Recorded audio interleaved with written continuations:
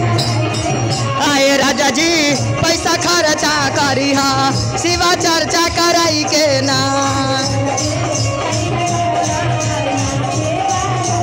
कैसे कैसे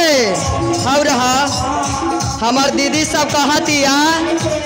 चारा चकराए बा बड़ी पुनः हो तो चारा चकराई बा बड़ी पुनः हो तो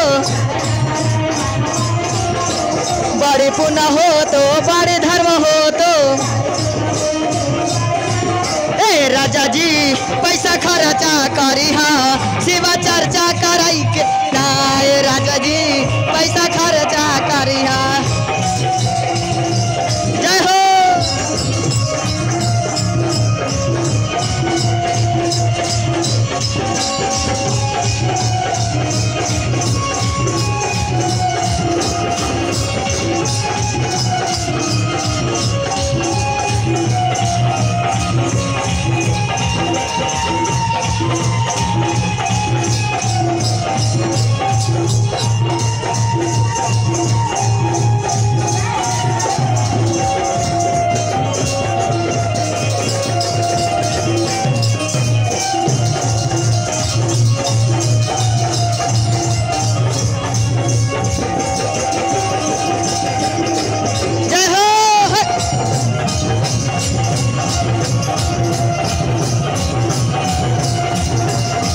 पिए लगी छोड़वा राजा दारुआर ताड़ी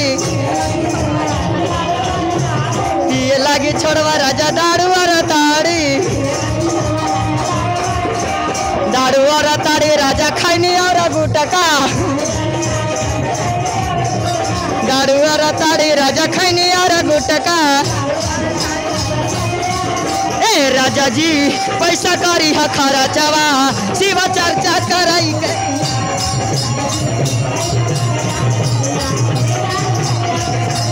नाय राजा जी पैसा खर्चा करी हा शिवा चर्चा कराई के ना राजा जी पैसा खर्चा करी हा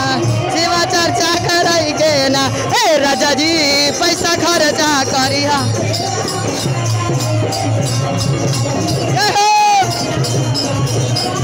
ए राजा जी पैसा खर्चा करी हा शिवा चर्चा कराई शंकर भगवान की जय।